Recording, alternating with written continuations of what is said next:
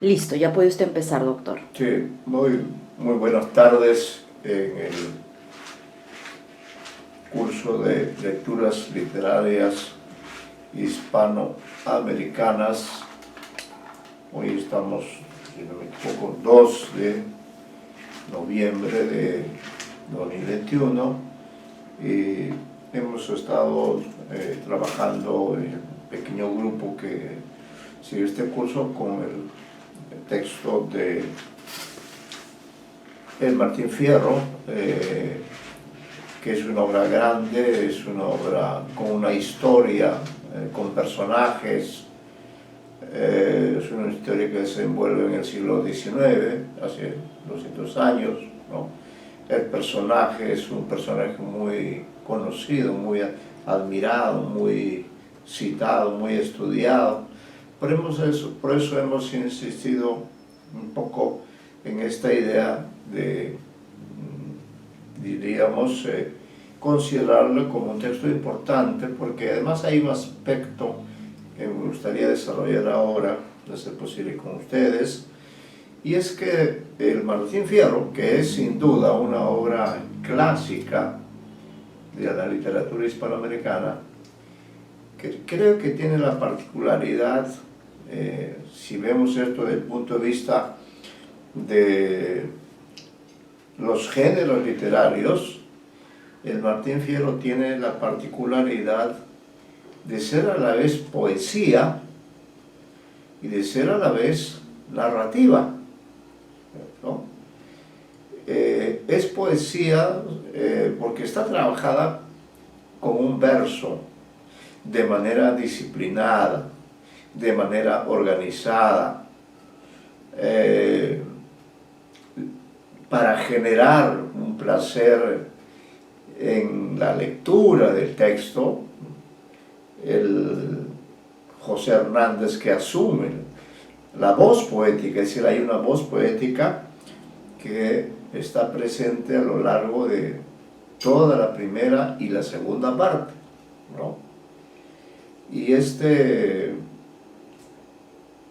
narrador, digamos, al mismo tiempo, es al mismo tiempo un poeta, ¿no? Eso es lo que creo que vale la pena destacar en esta obra clásica de la literatura hispanoamericana. Como indico, trabaja mucho el lenguaje a nivel de metáforas, de comparaciones, de escenas, de el léxico mismo. Hay en los dos primeros cantos que hemos elegido para este acercamiento parcial al Martín Fierro, hay sobre todo un elogio al hecho de cantar y al hecho de contar, que son dos cosas relacionadas pero diferentes. Es decir, en Martín Fierro es un canto porque está escrito en versos, en las famosas sextinas hernandianas, que es una de las variantes de estrofas que existen en la poesía en español, ¿no? Entonces hubo de parte de José Hernández una conciencia muy lúcida en el momento en que comenzó a escribir este poema, una conciencia muy lúcida de que tenía que mostrar el arte de cantar de los gauchos, porque eso es lo que identifica a los gauchos, ¿no? El poder tener esa capacidad que no es, bueno, está en todas partes, pero de manera particular allí en la Pampa, en aquellos lugares donde vivían, donde rondaban los gauchos alrededor de una vida dedicada a las actividades propias del mundo rural, como son la agricultura, la ganadería, al lado de esa vida muy prosaica, de esa vida muy rupestre, casi primitiva, donde no había mayor desarrollo. Sin embargo, ahí se desarrollaba entre esos personajes esa afición que quizá venga desde la propia literatura española antigua. Recuerden que en la literatura española antigua se habla del Mester, el Mester como un oficio, ¿no? El Mester de clerecía, el Mester religioso y el Mester de juglaría, el oficio de contar. Entonces, en la estructura profunda de esta obra clásica del siglo XIX se nota eso, ¿no? Esa concurrencia que ha logrado, esa coincidencia, esa combinación que ha logrado el autor, la voz poética, que está constantemente poniendo énfasis, especialmente en su habilidad. Yo diría que en estos dos primeros cantos, desde el punto de vista semiótico, lo que muestra esta voz poética es su competencia para cantar. Esa competencia quiere decir que él domina el esquema básico, el tipo de estrofa que ha elegido, que es la sextina ardandiana, y dentro de esa estructura fija que no cambia nunca, ¿no? El número de versos, el número de acentos rítmicos, es dentro de esa estructura que él va haciendo un elogio de su arte. Eso es algo que hay que destacar, que este hombre define esa condición de artista, pero de artista por el oído, así como hay un músico que toca porque ha estudiado en el conservatorio y conoce el lenguaje musical. Este cantor del Martín Fierro es un cantor que no ha pasado por un trabajo académico de aprender a escribir en un taller, sino que por razones profundas, quizá porque su alma, entre sus antecedentes remotos, estaba esta gente que tenía esa habilidad, así como ocurre tampoco con el Inca Garcilaso de la Vega, que cuando relata los comentarios reales, igualmente emplea algunas formas propias de la antigua literatura prehispánica, ¿no? Lo dice él. Aquí no hay tanta distancia cronológica,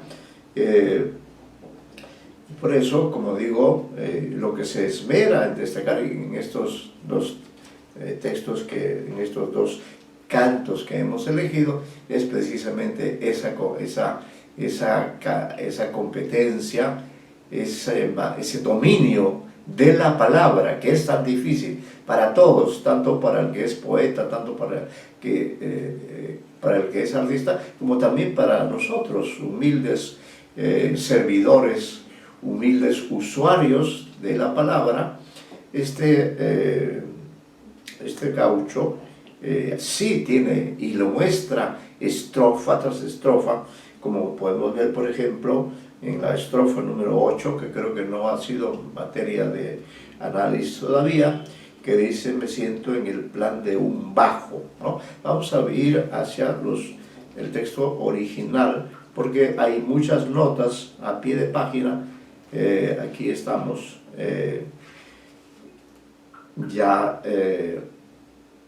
me siento en el plan de un bajo. Por ejemplo, acá cuando dice en plan de un bajo, lugar llano en una hondonada de la pampa, es decir, ubica el lugar donde está. Es muy importante este elemento, porque el gaucho está cantando en su propio contexto. Es verdad que durante un buen tiempo se alejó de aquel lugar, pero su lugar, su referencia, el lugar desde donde enuncia su trabajo poético, es este lugar al que él llama un bajo, y que consiste en un lugar, en una hondonada de la pampa, ¿no? Entonces eso es importante, la ubicación. ¿Dónde está el Martín Fierro?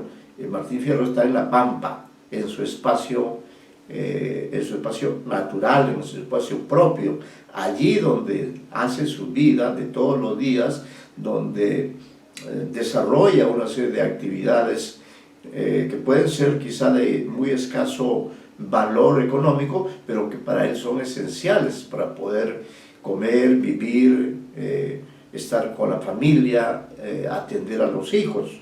Y por eso, lo repito, la constante, creo, de estas dos primeras partes son esa mostración, es el espectáculo de un artista.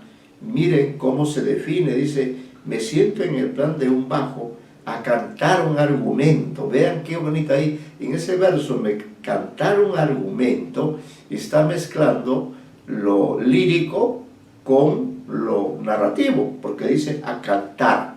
El cantar se asocia a la poesía, en cambio el argumento se asocia a lo narrativo.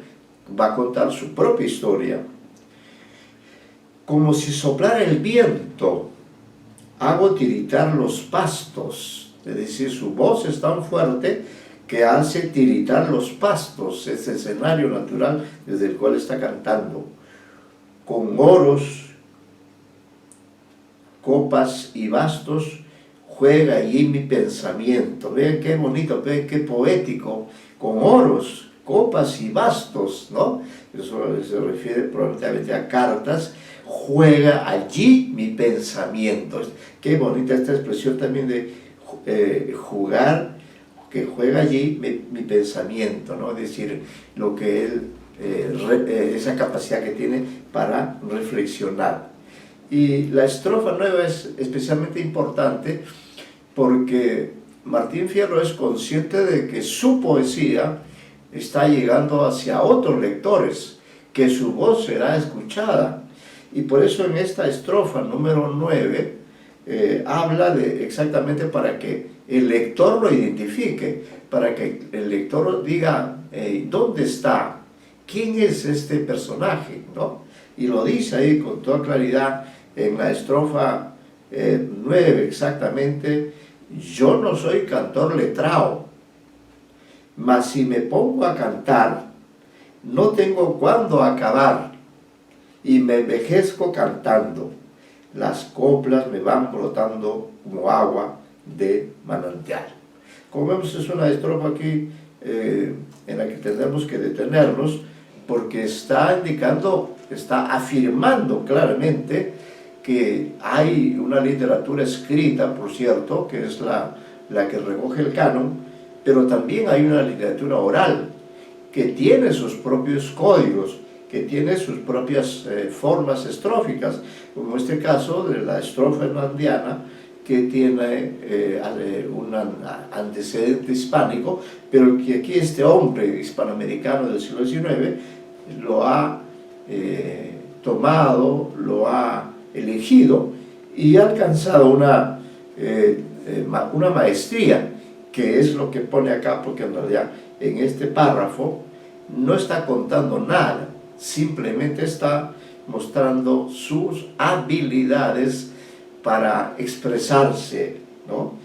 Insisto, yo no soy cantor letrado, mas si me pongo a cantar, no tengo cuándo acabar. Es decir, esa poeticidad es inacabable, y me envejezco cantando, las coplas me van brotando como agua de manantial, ¿no? Es decir, nos está diciendo que la actividad de cantar es para él una actividad de toda la vida, de toda la existencia, que ese arte es para él algo esencial en su vida. Y aquí en la estrofa 9 es importante esa imagen en los dos versos finales, cuando dice: las coplas me van brotando como agua de manantial. Qué hermoso esto, ¿no? Las coplas me van brotando como agua de manantial. Manantial es algo, por ejemplo, que no existe en la ciudad, no existe en el área urbana, pero en el área rural sí existe el manantial, aquel lugar de donde sale el agua para cumplir para servir para todos los aspectos de la vida campestre que desarrollan estos gauchos. Él equipara que sus coplas, ¿no?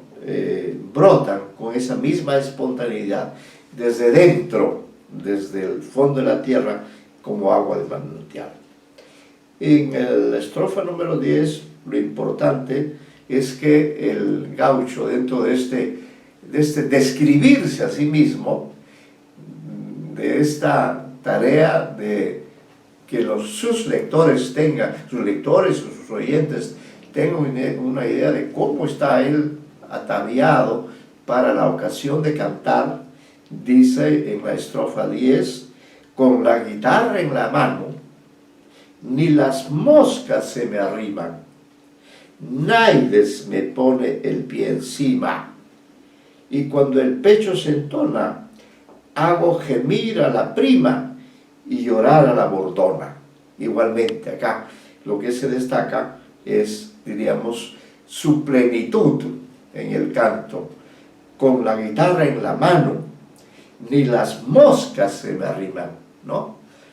En Aides me pone el pie encima, y cuando el pecho se entona, hago gemir a la prima y llorar a la bordona. Es decir, que estas payadas, estos versos que forman parte del Martín Fierro, son en realidad música, y que él domina también el lenguaje musical.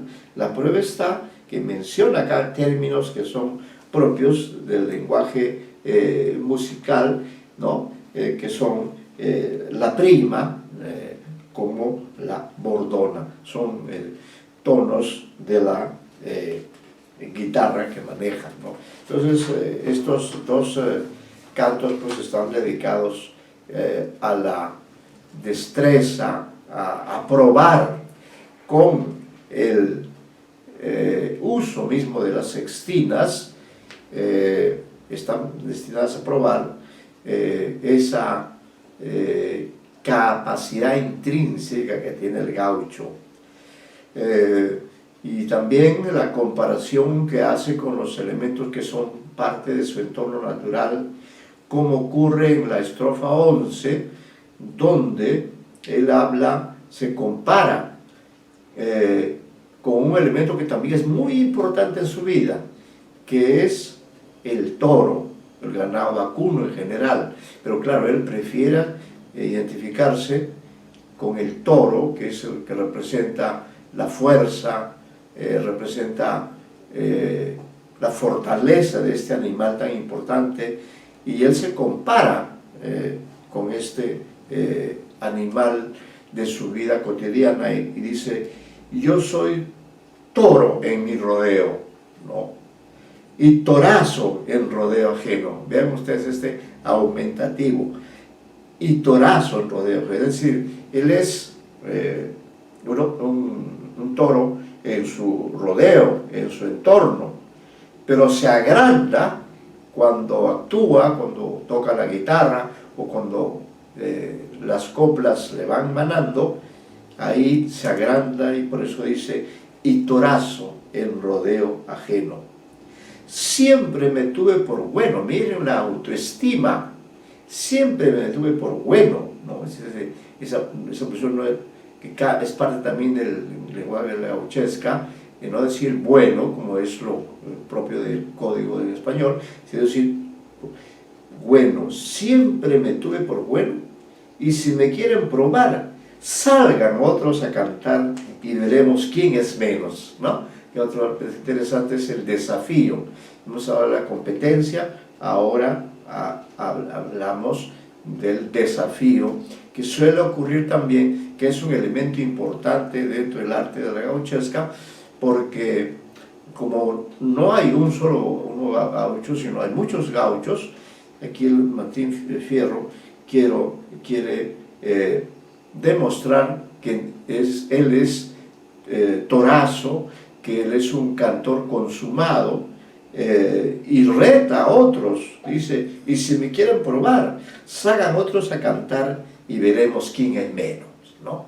Es decir, esta valentía de este hombre que hace poesía pues de manera natural, porque no es un cantor letrado, no es alguien que improvisa, sino que tiene un arte poética muy consolidada, que va fluyendo. Esta imagen se mantendrá constante el lenguaje del Martín Fierro es un manantial que efectivamente no se agota, pero que gira sobre todo en estos dos primeros cantos que estamos leyendo y comentando. Vamos aquí en la estrofa 12. Sí, acá está. En esta estrofa 12 dice: no me hago al lado de la huella. Huella, camino trazado por las marcas reiteradas de carruajes y caminos, ¿no? No me hago al lado de la huella, es decir, de la huella, ¿no? Tal como nosotros pronunciamos con una G ahí muy marcada. No me hago de lado, es decir, no me desaparezco del camino, no me escondo, aunque vengan degollando. Con los blandos yo soy blando, y soy duro con los duros, ¿no? Y ninguno en un apuro me ha visto andar tutubiando. Aquí se define la ética del gaucho, el hombre que es equitativo.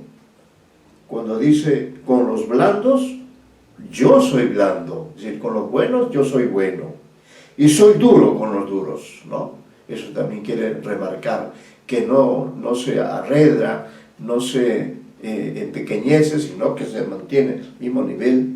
Y dice, y ninguno en un apuro me ha visto andar tutubiando. La vida, como ustedes saben, está llena de apuros, está llena de escenas de tensión, de conflictos, de peleas, ¿no? Y en la vida de los gauchos esto era frecuente, porque a menudo se encontraban en situaciones de conflicto por razón del ganado, o de las mujeres, o de alguna propiedad sobre la cual había una disputa, ¿no? Y por eso él recalca eso, decir, ninguno en un apuro me ha visto andar tutubiando. Vea que está interesante también ese cambio, esa transformación, ¿no? Me ha visto andar tutubeando, se refiere al verbo titubear, pero él lo ha transformado en tutubeando, ¿no? Transforma también, fíjate, las formas canónicas, las formas establecidas, las va transformando.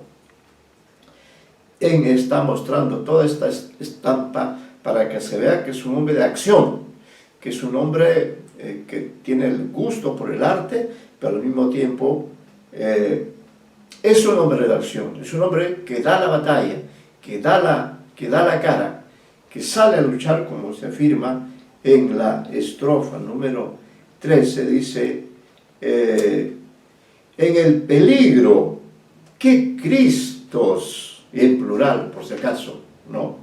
El corazón se me ensancha, pues toda la tierra es cancha, y de esto nadie se asombre. El que se tiene por hombre, donde quiere hace pata ancha, ¿no? Está definiendo aquí también su sociabilidad, su capacidad de hacer amigo con otros, cuando dice, el corazón se me ensancha, pues toda la tierra es cancha. Exactamente, ¿no? Toda la tierra es en sí un lugar donde de pronto surge un conflicto, surge una pelea, ¿no? De esto nadie se asombra, está transmitiendo un conocimiento. El que se tiene por hombre, donde quiere, hace pata ancha.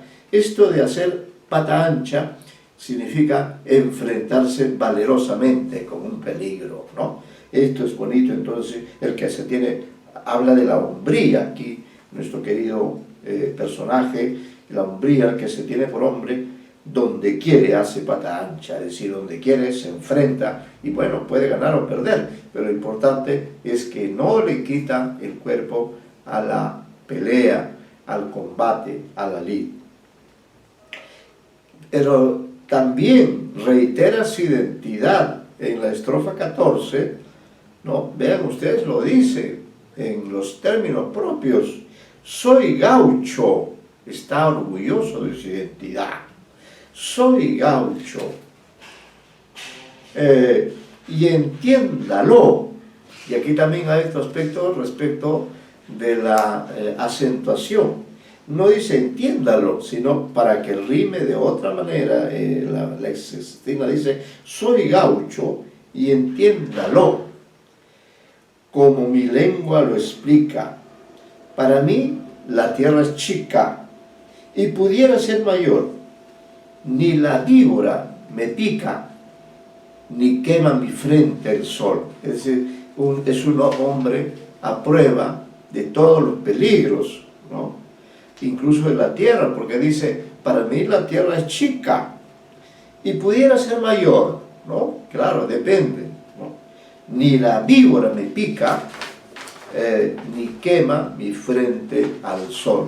Esta última imagen me hace acordar, por una suerte de intertextualidad, me hace acordar un famoso relato de también un autor del Río de la Plata, pero de una época mucho más reciente en el tiempo.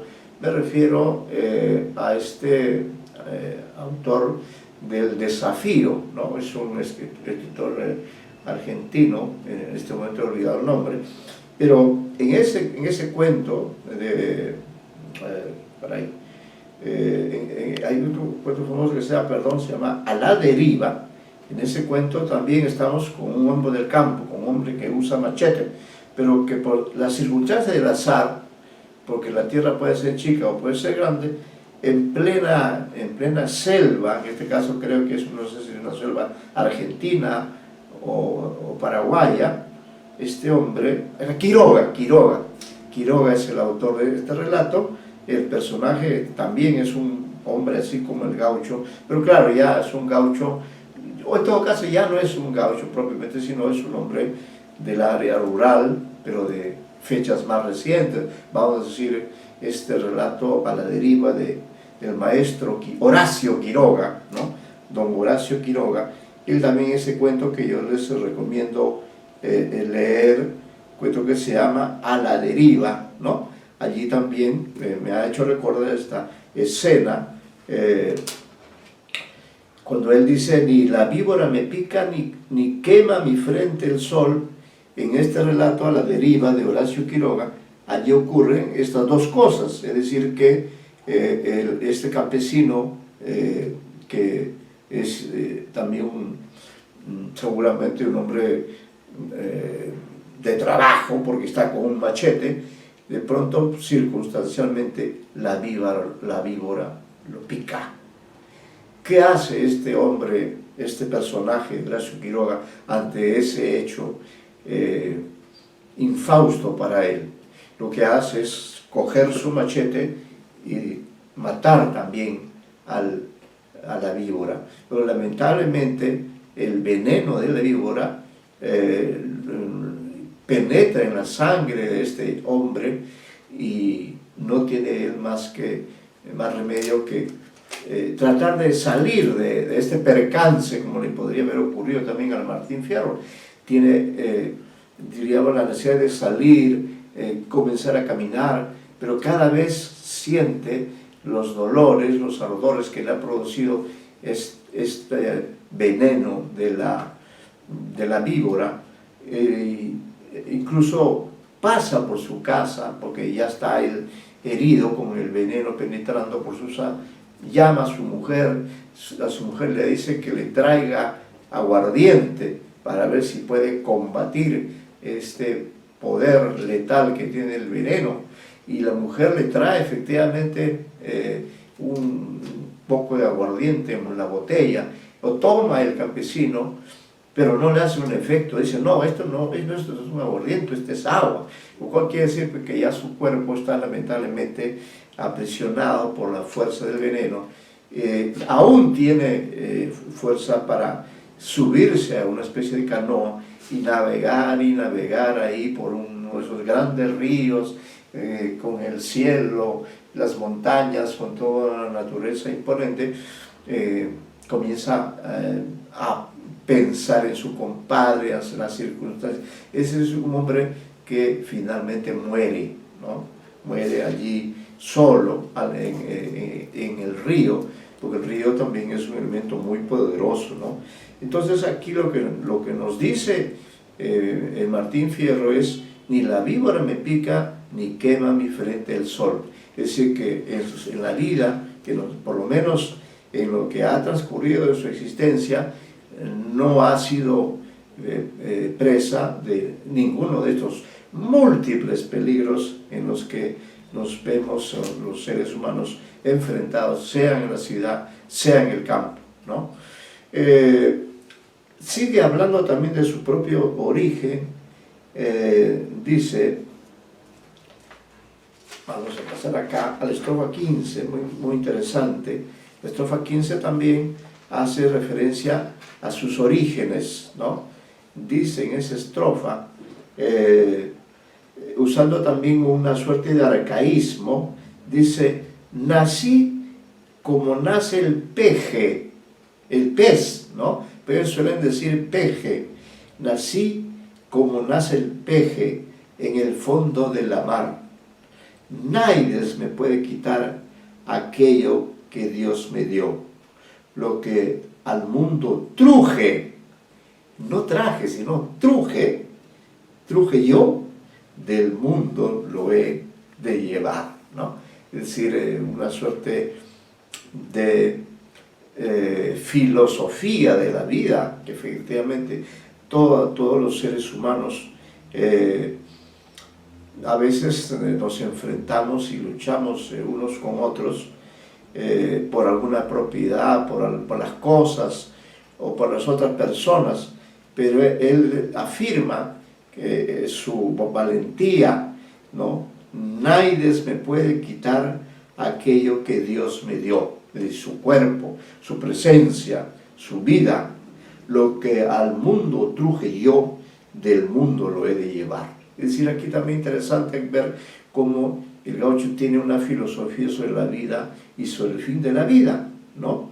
Que finalmente los seres humanos estamos temporalmente en la tierra, porque Dios nos ha enviado allí y permanecemos y debemos tratar de permanecer, claro, sujetos ciertamente al transcurrir del tiempo. Vamos sufriendo el envejecimiento, pero no debemos abandonar, no debemos renunciar a nuestra condición humana y debemos conservar, como es lo propio de nuestra existencia temporal, de nuestra condición de seres mortales, como dice: lo que al mundo truje yo, del mundo lo he de llevar. Él sabe que en algún momento se irá, morirá, ¿no? Él lo sabe bien, como lo sabemos todos los seres humanos. Y aquí, como digo, este canto es alusivo a su ética, a su vida, a su origen, a su enfrentamiento a la realidad. Nos está contando, y en la siguiente estrofa habla él de algo muy importante. Fíjense ustedes en este hombre tan campesino, que no es letrado, pero que es consciente que algo propio de los seres humanos es la libertad. Por eso dice: mi gloria es vivir tan libre como el pájaro del cielo. No hago nido en este suelo, donde hay tanto que sufrir, y nadie me ha de seguir cuando yo remuento el vuelo.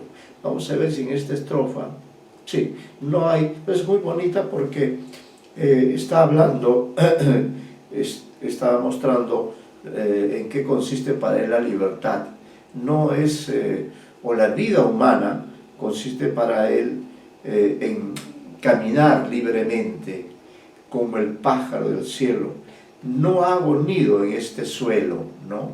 Es errante, reconoce su condición de ser un hombre nómade, que no se queda solo en un lugar. Dice: no hago nido en este suelo donde hay tanto que sufrir, ¿no? Es decir, todo lugar está lleno de peligros y nadie me ha de seguir cuando yo remuento el vuelo. Es interesante también que él establece su primacía frente a los otros, ¿no? Dice: nadie me ha de seguir cuando yo remuento el vuelo. Remuento también es una forma propia, ¿no? Debería ser remonto, pero él transforma constantemente.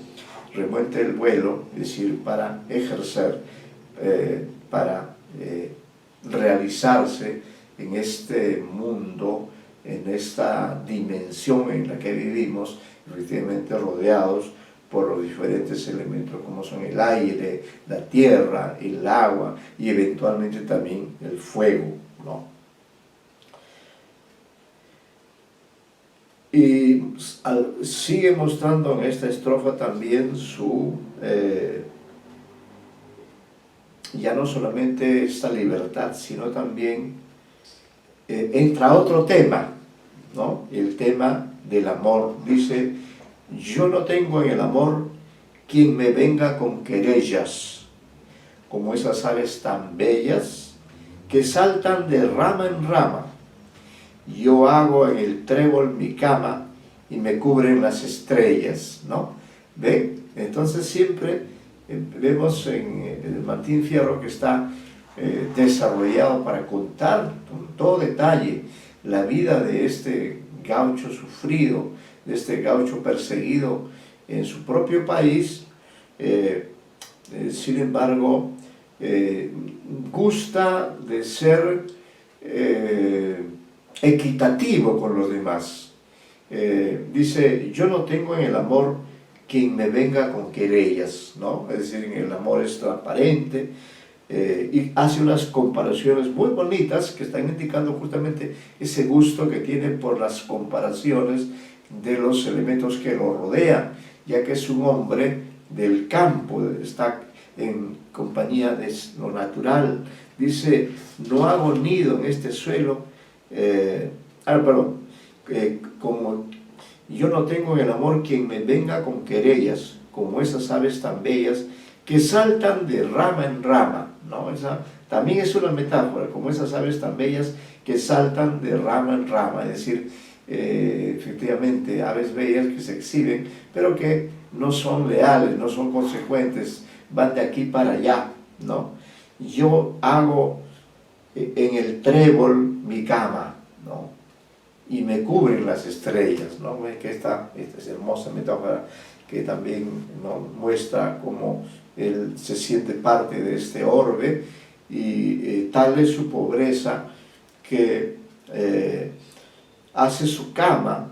Yo hago en el trébol mi cama, ¿no? Debe ser con algunas hojas, con algunas partes de este árbol que crece, se cubre, muy brevemente se rodea de estos elementos y me cubren, dice, las estrellas, ¿no? Esa es, como vemos también, otra imagen de esta expresividad que él tiene. Es un poeta por naturaleza, es un poeta por su propia condición, ¿no? No olvida tampoco que él está en un acto de comunicación. Eso es importante también del Martín Fierro, que por un lado está él, la voz poética, ya hemos señalado con todas sus características, se engalana sus sextinas con diversas imágenes, metáforas, comparaciones, muestra sus valores éticos, muestra su capacidad para la lucha, pero no se olvida que todo esto que está haciendo es el ritual de la payada, el ritual del arte de cantar, y que hay un auditorio, hay un lector, hay un oyente que está oyendo este discurso. No está hablando para el aire, no, está hablando por razones de fondo, para dar cuenta de su condición en esta estrofa, cuando dice: y sepan cuantos escuchan de mis penas el relato, que nunca peleo ni mato, sino por necesidad, y que a tanta adversidad solo me arrojó el maltrato, ¿no? ¿Ven? Allí entonces está muy clara la conciencia de que este canto que él está construyendo como,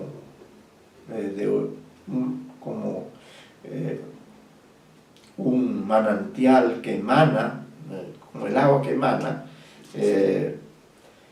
está aquí señalando algo, diríamos, esencial en la vida humana, uno de los límites de la condición humana, y que en estos tiempos lamentablemente es algo que se ha perdido, el valor a la vida, ¿no? La vida no tiene ningún valor en la ciudad.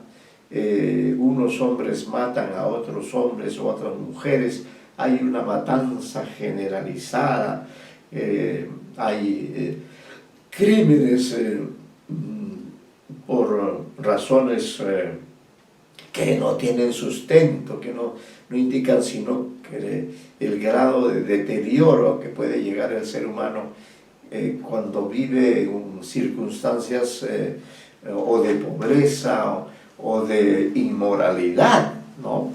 Y por eso él se esmera, disculpe, en decir en esta estrofa, en señalar esto como una suerte de precepto, ¿no? Es decir, el Martín Fierro expresa la ética, no solo la estética, como hemos dicho, no solo la capacidad, la facilidad para cantar, sino también la consecuencia que tiene él con respecto a los demás.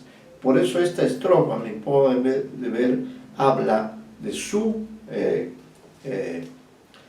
es una estrofa importante porque en ella, que es la estrofa 18 de la primera parte, ¿no?, que estamos trabajando, que él sabe que alguien lo escucha, que él habla para un público, habla para un oyente, habla para un receptor, y a ese receptor, que puede ser un gaucho o no, el que ha afirmado esta condición propia, dice: y sepan cuanto escuchan de mis penas el relato. Vean aquí el hipérbaton, ¿no? No es el relato de mis penas, sino de mis penas el relato, porque ese es el Martín Fierro, ¿no? El relato de las penas de este personaje, que nunca peleo ni mato, sino por necesidad, ¿no? No es un asesino. Y que a tanta adversidad solo me arrojó el maltrato, ¿no? Es decir, de por sí es un hombre bueno, es un hombre fuerte, es un hombre solidario, es un hombre que gusta de la vida, que gusta de lo austero, que reconoce lo que le ha dado la vida, lo que le ha dado Dios, que se compara con todo este contexto para subrayar su valentía, su ética, su coraje, pero que el hombre a veces, como lo dice él, ¿no?, que nunca más peleo ni mato, sino por necesidad, y que a tanta adversidad solo me arrojó el maltrato, ¿no? Que hay una queja, efectivamente, del personaje, una queja contra esa sociedad que nunca, contra ese gobierno, contra esa organización política, que nunca se preocupó del gaucho, pero que sin embargo en cierto momento fue y lo sacó de su hogar, de donde estaba con su familia, y se lo llevó para enfrentarlo a pelear contra los indios, ¿no? Pero entonces él aclara eso, porque más adelante veremos que sí, que él mata, ¿no? Pero dice que nunca peleo ni mato, sino por necesidad, y que a tanta adversidad solo me arrojó el maltrato, ¿no? No es la mala suerte, sino el maltrato. El maltrato que alude pues a que en las sociedades humanas, lamentablemente hay maltrato de todo tipo. Puede haber el maltrato dentro de una familia, el padre que le pega al hijo, o puede haber también el maltrato del esposo con la esposa, y así, ¿no? Y de por sí en el campo de la política especialmente vemos constantemente enfrentados a personas que además están en un contexto civilizado, como puede ser el Congreso, y sin embargo allí se están enfrentando unos contra otros y están incluso incurriendo en agresiones verbales, como las hemos visto, pero en cambio este hombre, que no es de la ciudad, que no ejerce autoridad, solo se ha visto obligado a incurrir en ciertas malas acciones como una respuesta al maltrato que ha recibido de parte del gobierno, ¿no? Que nunca se preocupó de él, pero sí lo llevó a matar, lo llevó a luchar contra el indio, y que claro, en esas circunstancias, ¿no? Él tenía que reaccionar, tenía que salvar su vida, por eso dice, solo me arriesgó el maltrato. Y luego, en esta parte dialógica, en la que él está haciendo un diálogo cercano con sus oyentes, dice él en la estrofa 19, y atiendan la relación que hace un gaucho perseguido, que padre y marido ha sido, empeñoso y diligente, y sin embargo la gente lo tiene por un bandido, ¿no? Esta estrofa también es muy importante, ¿no? Muy importante porque toda esta historia que él está contando son de hechos ya ocurridos, ya sucedidos. Su vida ha estado llena de adversidad, como lo dice él, ¿no? Y por eso él, cuando canta, cuando compone, está en esa condición inestable, la de un gaucho perseguido, que padre y marido ha sido. Está justamente haciendo referencia a que ha sido un gaucho que ha cumplido roles. Ser padre es ejercer un rol, ser marido también lo es, ¿no? Y recalca que ha sido en eso empeñoso y diligente, y sin embargo la gente lo tiene por bandido, ¿no? Aquí también hace referencia, hace ese deslinde, ¿no? Que a pesar de haber tenido él una conducta buena, una conducta generosa, una conducta, diríamos, básicamente de respeto hacia el entorno, y ha ejercido roles que son propios de la vida social. Sin embargo la gente lo tiene por un bandido, ¿no? Él tiene que admitir eso. Ahí termina el primer canto que hemos estado comentando, ¿no? Y vamos a continuar con el segundo canto, que es también importante. También se caracteriza por, diríamos, ser la parte introductoria de este vasto poema, que además se publicó en 2 partes, como ya hemos señalado, ¿no? Este segundo canto va a seguir más o menos la temática es ya conocida. Irán apareciendo algunos elementos nuevos, pero todo esto está encaminado a despertar atención en el lector, en el oyente, ¿no? Que estamos siguiendo, a ver por qué la gente lo tiene por gaucho perseguido, ¿no? Perdón, lo tiene por un bandido. Eso es lo que él quiere aclarar. Esa es la razón de ser en una de sus motivaciones más importantes. La razón de ser es aclarar que él no es ningún bandido, ¿no?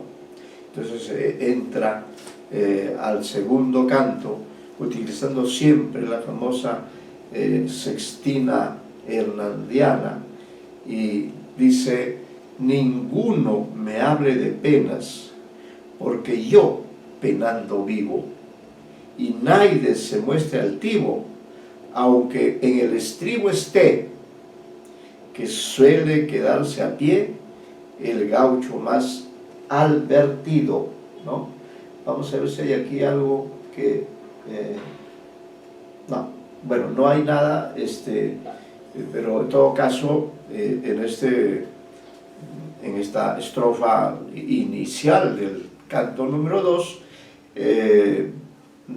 reitera en esa situación de emergencia, de inestabilidad en la que él se encuentra. Por eso dice: ninguno me hable de penas, ¿no? No quiere tener más que las que son suyas, porque yo penando vivo, ¿no? Y Naides, pero advierte también, ¿no? Otras posibilidades que puede presentarse, dice: y Naides, ¿no? Transformando también la norma estándar, ese nadie aquí se transforma en un Naides, ¿no? Naides incluso con plural. Naides se muestra altivo, orgulloso, ¿no? Aunque en el estribo esté, que suele quedarse a pie el gaucho más advertido. Es decir, aquí también está señalando que aún aquellas personas que creen saberlo todo, o aquellas personas que creen que todo les va a salir bien, que todo está en un buen camino, de pronto, ¿no?, se quedan a pie, pierden el caballo, pierden la partida, ¿no? Por eso él es, digamos, si se quiere, solidario, o si quiere anuncia todas las posibilidades que pueden ocurrir en la vida, que efectivamente la vida es un azar y no sabemos qué nos va a ocurrir, ¿no? Y en esa línea, en este segundo canto, es interesante la estrofa número 2, que dice: junta experiencia en la vida, no dice experiencia, ¿no?, sino junta experiencia en la vida, hasta para dar y prestar, quien la tiene que pasar entre sufrimiento y llanto, porque nada enseña tanto como el sufrir y el llorar, ¿no? Bueno, es cierto, ¿no? Es muy importante este concepto de la experiencia, porque es algo que los seres humanos debemos vivir, ¿no? Y en ese vivir cotidiano debemos ir acumulando experiencia, es decir, que cada acción, cada hecho que nos ocurre debe dejarnos una enseñanza, un saber hacer, ¿no? Y esa experiencia debe ser abundante, debemos vivir plenamente, de modo que te sirva a ti e incluso puedas tú aconsejar a otra persona que está dentro de una determinada circunstancia, ¿no? Junta experiencia en la vida hasta para dar y pensar y prestar, quien la tiene que pasar entre sufrimiento y llanto, porque nada enseña tanto como el sufrir y el llorar, ¿no? Efectivamente la vida está plagada de sufrimientos y de llantos, ¿no? Y eso, como decía también Vallejo, ¿no?, que también tuvo siendo él un ciudadano, un poeta tan valioso, tan extraordinario. Sin embargo, también tuvo esta vida así tan difícil, ¿no? Con mucho llanto, con mucho sufrimiento, con muchos golpes, ¿no? En este canto prima, diríamos así, la filosofía que tiene, lo que ha reflexionado, lo que ha podido captar, y eso es algo que debe identificarnos, es decir, debemos vivir pendientes, debemos vivir con cierta previsión de lo que puede ocurrir. ¿Por qué? Y lo da a entender, ¿no? En esta estrofa, yo tengo con la estrofa 22, vamos a ubicarla aquí. Si acá sí hay un término cuyo significado veremos acudiendo a la fuente. Dice, pero vean ustedes esa sabiduría que tiene, dice, viene el hombre ciego al mundo. Esta es una verdad redonda, ¿no? Es decir, que a veces tenemos la vista que nos ha dado la naturaleza, la vista que nos ha dado, y sin embargo podemos considerarnos que a veces vemos, tenemos vista pero no vemos, somos ciegos, ¿no? Esto me hace recordar, haciendo una pequeña interseccionalidad con esta famosa novela, ¿no? del poeta, novelista, premio Nobel, José Saramago, este ensayo sobre la ceguera, ¿no? De cómo en esta obra sumamente fantástica, sin embargo muy verosímil, ocurre también, ¿no? En una ciudad muy poblada, muy grande como Lima, ocurre que de pronto se ve invadida por una suerte de ceguera colectiva que afecta a todos. Solo hay una persona que puede ver y todos los demás van perdiendo la vista, y por tanto al perder la vista la vida se transforma en una cosa horrorosa, porque ya se imaginaron ustedes que si eso ocurriera en una sociedad como la nuestra, ¿no? Es una especie de parábola, entonces podrían ocurrir cosas horrorosas, efectivamente, como las que ocurre en esta novela, donde todos son ciegos y cometen las peores tropelías, por ejemplo, para poder alimentarse, o recurren a la violación. Es decir, es un caos fuera de toda lógica, ¿no? Y así como vino y llegó y se instaló la ceguera, la novela se llama Ensayo de la ceguera de Saramago, de pronto también esta ceguera se fue disipando, y de pronto todos volvieron a ser seres que ven, ¿no? Esta es una gran metáfora, porque creo que efectivamente estamos viviendo en una sociedad donde hay un predominio absoluto de los medios de comunicación. La comunicación en todas sus dimensiones se ha potenciado al máximo, y sin embargo, ¿quién podría decir que estamos viviendo en un mundo organizado? ¿Quién podría decir que estamos viviendo en un mundo que tiene una ética, en un mundo que tiene una lógica, en un mundo donde hay justicia, donde hay equidad, donde hay acceso a los bienes, donde hay acceso a la literatura?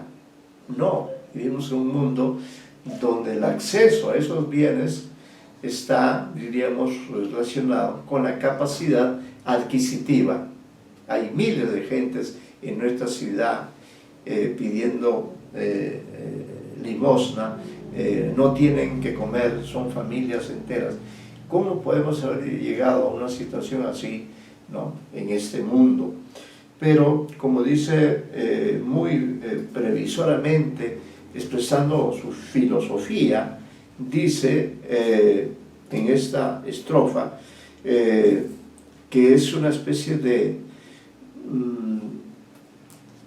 concepción de la vida, o concepción sobre el hombre, ¿no? Dice, viene el hombre ciego al mundo, cuarteándolo la esperanza.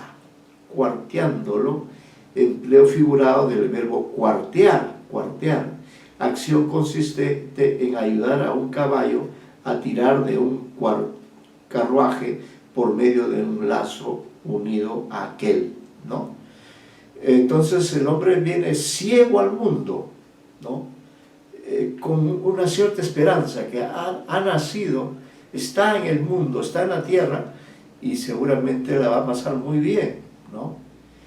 Pero eso no ocurre así, porque luego esta esperanza, ¿no?, a veces no llega o no se plasma, y dice, y a poco andar ya lo alcanzan las desgracias a empujones, la pucha que trae lisiones el tiempo con sus mudanzas. Qué bonito esta expresividad, ¿no?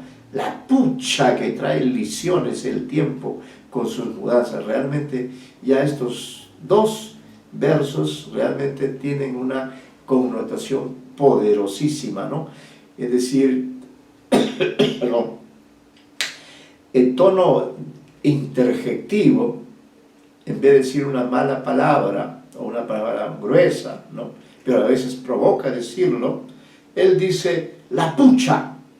Interjección, dice la fuente, muy común en la lengua gaucha, discreta variante de la palabra habitual para designar a una prostituta, fíjense ustedes, ¿no?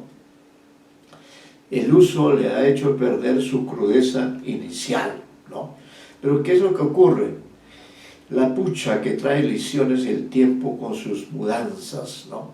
Y aquí el tema del tiempo también es muy importante, ya lo hemos visto, estamos sujetos al transcurrir el devenir temporal, y en ese devenir temporal nos van ocurriendo cosas que verdaderamente no se nos hubiera ocurrido nunca que iban a venir, como por ejemplo esta famosa pandemia.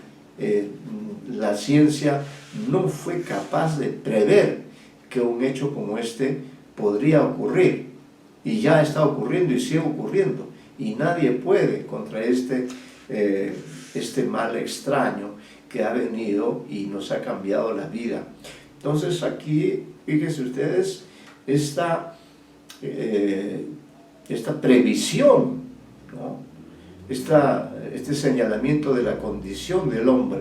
El hombre es un ciego, ¿no? Es también una metáfora de Edipo, ¿no?, de Edipo, de este hombre que comete una serie de crímenes horrorosos, monstruosos, incestuosos, ¿no?, y que al descubrir que él ha cometido todos esos, sin saberlo, sin quererlo quizá, cuando descubre el horror de su vida, entonces a lo único que atina es a enceguecerse, ¿no?, es decir, a privarse del sentido de la vista, que, claro, no solamente para la civilización occidental la vista es muy importante, sino para cualquier ser viviente, el poder ver, ¿no? A nosotros nos dio el destino, o la naturaleza, o Dios nos dio ojos, pero ya sabemos que también hay mucha gente que nace privada de ese bien, de ese don aparentemente normal y natural. Entonces, ¿qué hace ese hombre o esa mujer que son ciegos? Tiene que vivir el mundo de otra manera, tiene que aprender a comunicarse a través de otro lenguaje. Puede aprender a hablar, pero todo lo que sea visión, todo lo que sea visual, está vedado para él, ¿no? Entonces, esta parte es muy dura, es un tratado realmente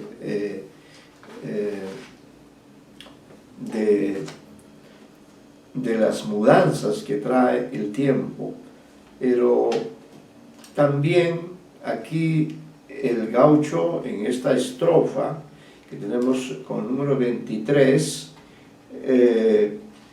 diríamos que hay, como el Martín Fierro, como hemos dicho, es permanentemente poético, también recurre a los recursos de la narrativa, valga la redundancia. Y en esta circunstancia, en la estrofa 23, podríamos decir que este gaucho, este cantor no letrado, recurre a esta figura de la analepsis, ¿no? Es decir, de pronto, no sé si solo en esta estrofa o en varias, de pronto recuerda un tiempo anterior a este tiempo actual en el cual él está, digamos, perseguido, ¿no? Él recuerda un estado anterior, lo dice de esta manera. Vamos a ver, tenemos acá la estrofa, ¿sí? Dice: yo he conocido esta tierra en que el paisano vivía y su ranchito tenía, y sus hijos y mujer. Era una delicia el ver cómo pasaba sus días, ¿no? Miren ustedes, en esta estrofa hay un equilibrio, hay una paz, hay una felicidad, que es la que él expresa también, cuando todo aparentemente iba bien. Dice: yo he conocido esta tierra en que el paisano vivía y su ranchito tenía, ¿no?, su propiedad, su derecho a la vivienda, y sus hijos y mujer. Era una delicia el ver cómo pasaban sus días, ¿no? Esa es la felicidad. El hombre puede ser feliz con lo esencial, no necesita robar o no necesita enriquecerse en exceso para tener la felicidad. A veces la mayor cantidad de dinero o la búsqueda del placer o la búsqueda de experiencias extrañas hacen que todo esto se venga abajo, ¿no? Pero él da cuenta de hace esa evocación de cómo era esa vida feliz, en qué consiste esa vida feliz, y lo podemos ver, ¿no? Era una delicia el ver cómo pasaban sus días. Entonces aquí diríamos, la poesía continúa, ¿no? Está constantemente desarrollándose a través de las sextinas, pero ya la poesía cumple también una función narrativa, comienza a evocar ciertos elementos de esa época en que el gaucho vivía feliz. Entonces, en la estrofa 24 dice: entonces, cuando el lucero brillaba en el cielo santo y los gallos con su canto nos decían que el día llegaba, a la cocina rumbeaba el gaucho, que era un encanto, ¿no? Qué bella estrofa realmente dentro de su sencillez, cuando él describe el comienzo del día. Qué estrofa extraordinaria, porque los seres humanos vivimos dentro de esa temporalidad que son los días. Nosotros no captamos el tiempo sino a través de esa unidad de 24 horas llamada día, ¿no? No nos damos cuenta, además el tiempo transcurre y los días van pasando, el tiempo va transcurriendo, pero nosotros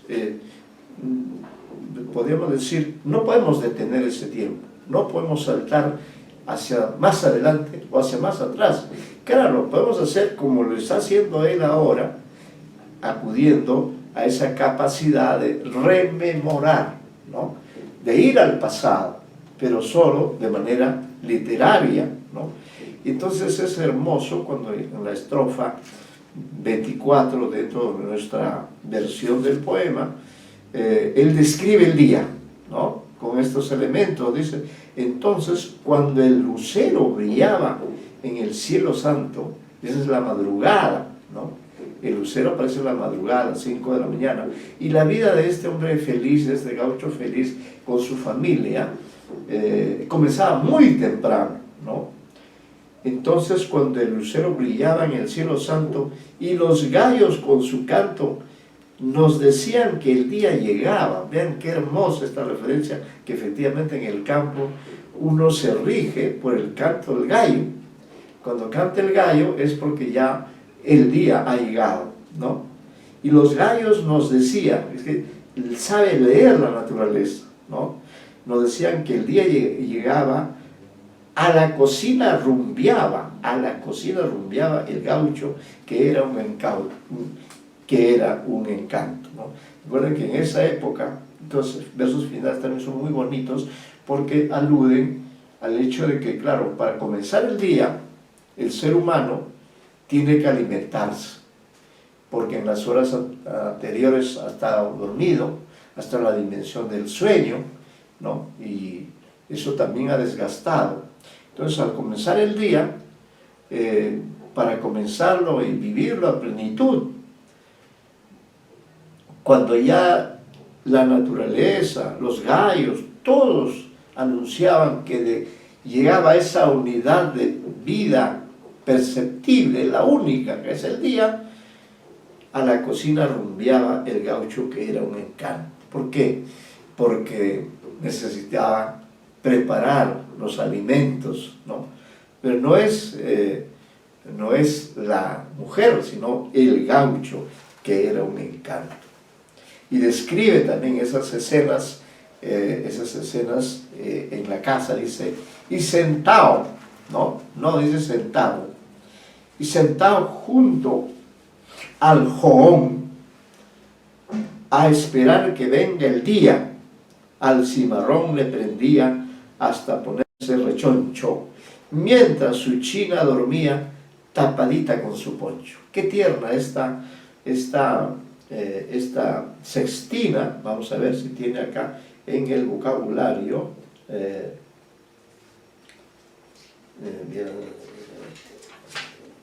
Así, ¿no? En esa estrofa que hemos leído dice: entonces cuando el lucero brillaba en el cielo santo y los gallos con su canto, vean esa consonancia, esa rima, nos decían que el día llegaba, a las cocinas rumbeaba el gaucho, que era un encanto. Rumbeaba quiere decir acá dirigirse, ¿no? Rumbear es bailar también. Viene del verbo rumbear, rumbear con i o con e también, ¿no? Rumbear y rumbear. Entonces, dirigirse a algún sitio, aunque aquí no resulta necesaria, suele tener la connotación de orientarse correctamente, ¿no? Entonces, ya está en la cocina, describe la cocina. Acá dice: y sentado junto al jogón, a esperar que venga el día, al cimarrón le prendía. El cimarrón, en este caso, significa mate sin azúcar. La famosa bebida de los gauchos es el mate sin azúcar, amargo, forma en que normalmente prefiere tomar esta infusión el hombre del campo en el Río de la Plata. Como se verá, cimarrón puede aludir también a un caballo en estado salvaje y a un hombre fugitivo, ¿no? Tiene todas estas connotaciones. Eso es importante en un curso como este de lecturas literarias, acudir a la ayuda de una edición en la que uno realmente pueda comprender el sentido que tiene esta palabra, ¿no? Y sentado junto al jogón, a esperar que venga el día, al cimarrón le prendía, es decir, al mate le prendía, ¿no? Se chupaba con instrumento adecuado, ¿no? Como una cañita, le prendía hasta ponerse rechoncho, mientras su china dormía tapadita con su poncho. Su china, en este contexto, es una palabra de origen quechua, dice aquí, designa a la mujer de la pampa cristiana o india, ¿no? Efectivamente, ¿no? La china es un término que tiene esa connotación. Tapadita con su poncho. Poncho, pieza rectangular de lana u otro tejido con abertura en el centro que constituye una prenda esencial en la vestimenta del gaucho. Claro, el gaucho, como el indígena del Perú, también tiene esta indumentaria, ¿no?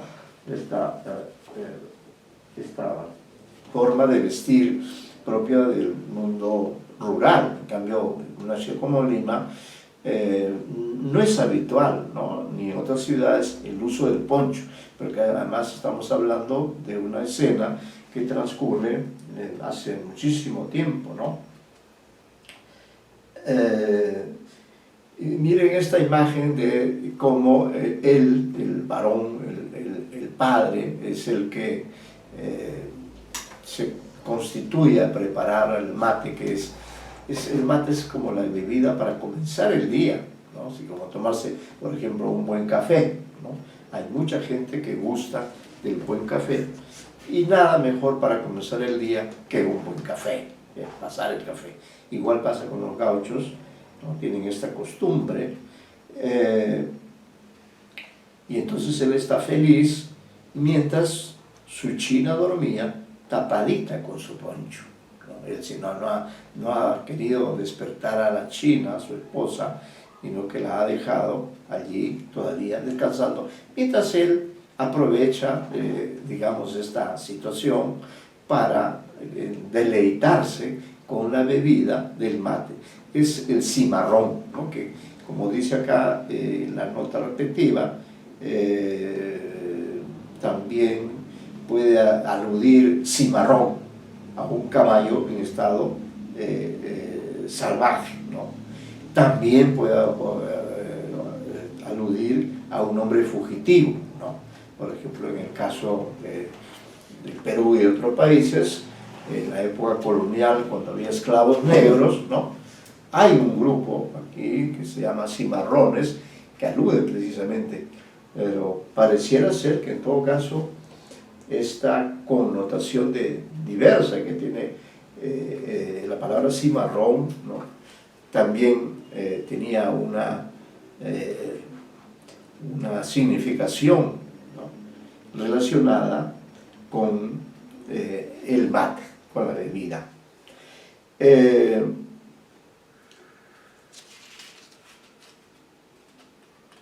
Y luego ya comienza el día, ¿no? Ya comienza, dice, la china todavía está durmiendo, pero dice, y apenas la madrugada empezaba a colorear, ¿no? Qué bonito está describiendo con detalle el transcurrir de las horas, y apenas la madrugada empezaba a colorear, los pájaros a cantar y las gallinas a apiarse. Qué hermosa imagen, que quien ha vivido en el campo comprende la importancia de estas imágenes.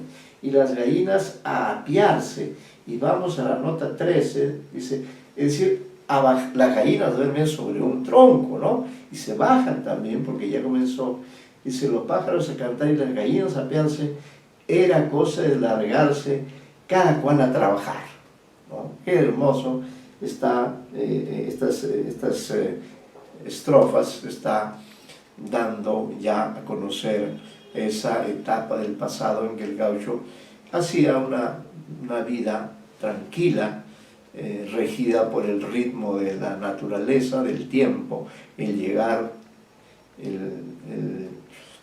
del día, y que era el momento de trabajar, ¿no? Era cosa de largarse cada cual a trabajar. Este es otro elemento importante dentro de nuestra vida, de los seres humanos. Todos estamos obligados a trabajar, ¿no? A ejercer el trabajo, porque es gracias al trabajo que el ser humano ha, diríamos, alcanzado ese desarrollo, aunque claro, ha habido diferencias en el desarrollo, por eso se habla también del subdesarrollo, pero en el caso de Martín Fierro, estamos hablando de un desarrollo relativo, ¿no? Comienza el día del trabajo. Entonces aquí las estrofas transcurren ya